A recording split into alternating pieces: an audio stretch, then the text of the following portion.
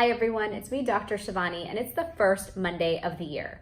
I am ready to get started with you on your health goals and what you need to be supported and achieved, whether it's your New Year's resolutions or your goals for 2019. And what I've done is I've divided everyone into 3 categories, because in Ayurveda, we always customize things based on a person's imbalance. We never assume that everyone is the exact same. So today I'd like to customize based on where you're at and how you're feeling. So get your notebook, get your pen and paper ready, and let's get ready to take some notes. And I have some notes here to go over with you.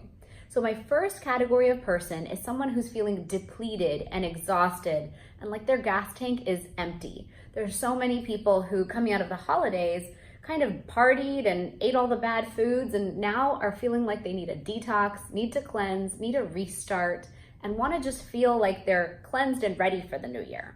So my recommendations for someone like that would be to start with an evening ritual plan that's truly supportive and helps you get that profound and deep sleep. Because it's during our sleep that we get to truly rejuvenate, detox, cleanse, and then start the day fresh the next day.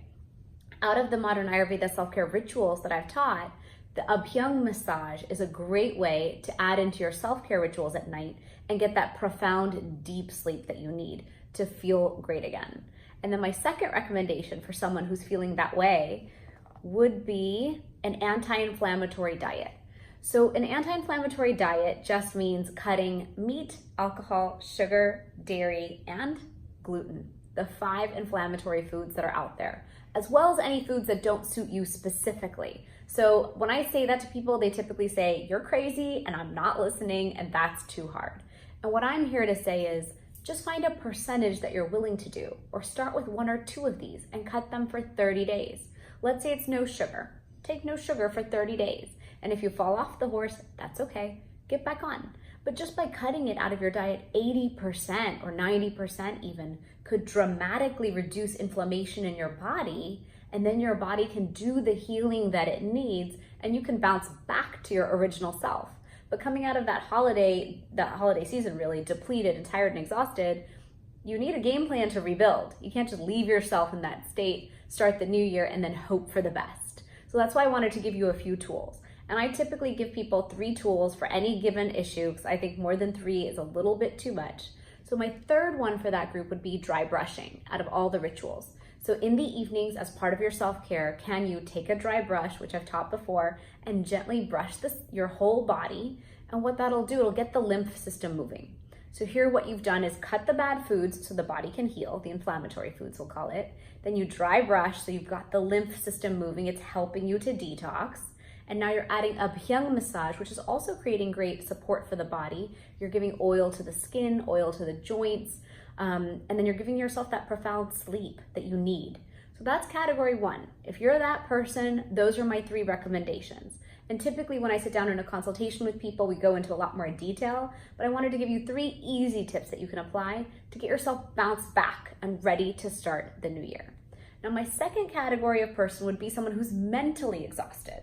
So the holidays weren't physically depleting, but between the guests and the vacation and the travel and the kids and who knows what else, the holiday parties and whatever happened in December, Thanksgiving time too, now you're in the new year and you're just mentally not in the mood yet. You don't have your mojo back. You're not ready to set some goals and achieve them. That's just not where you're at. You're sluggish. So for those people, I have a whole different set of recommendations. One of those would be get outside and get moving again. Get in that fresh air. People always say, oh, let's exercise, it's the new year. That's not what I'm saying. I'm saying get outside of your house, get in the sunlight, and get moving. Get that fresh perspective, because that's how mentally you'll open back up and you'll feel free again. You'll check in with yourself and understand that life is really big and vast and beautiful, and I'm just thinking this small. And so getting outside and moving the body, getting that movement going, will get the mind moving again. It's combined. It's one affects the other. And then my second recommendation is tea time is me time. It's one of the self-care rituals and it's by far my favorite. I have a teacup with me at all times in life, but tea time is me time just means find a few moments in the day to sit quietly, have that cup of tea and check in with yourself. Because oftentimes the mental conversation that's going on could be related to physical, you're just tired or hungry, Or it could be that you haven't gotten outside for the day and you need some fresh air. Or it could be something deeper, and maybe you need to journal on that. Maybe you need to talk to someone about it, whatever it is that you need to do. So tea time is me time is a great way to do a gut check with yourself. And then the third for that person would be to collect peace. So oftentimes the holidays are just frenetic. It's crazy, it's busy, it's cooking, it's a lot of things. So could you get a practice in place, a daily practice to collect peace? For some of you, that could be a meditation app on your phone and you sit quietly for 5 minutes a day. For some of you, it could be outside in nature, meditation class, yoga class. Oftentimes the mental conversation that's just too much is really we haven't taken the time to quiet the mind and reconnect with ourselves. And once you do that, then I think you'll have that peace and that quiet you need to get back on track for the new year.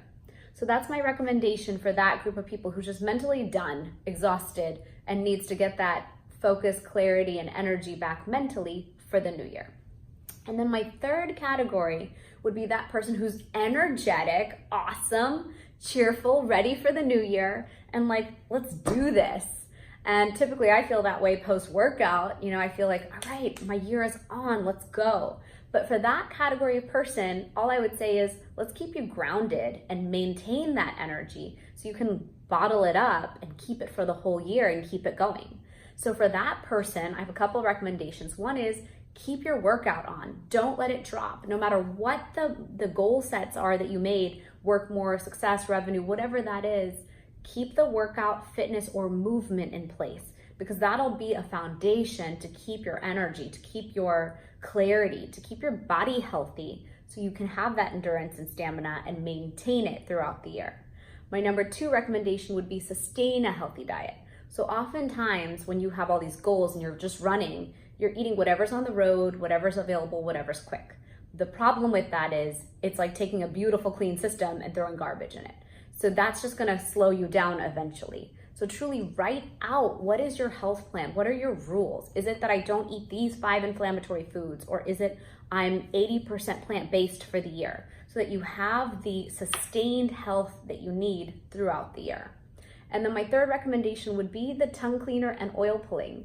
And I know that sounds funny, but out of the self-care rituals, a tongue cleaner is detoxifying and oil pulling is detoxifying. So as you're going through the year, these are just great foundational ways to stay healthy, to stay vibrant, to stay awesome. As you know, I teach the modern Ayurveda self-care rituals, and it's 12 rituals. But none of us can do those every single day. Even I myself do not hit all 12 rituals every day, but I hit a few.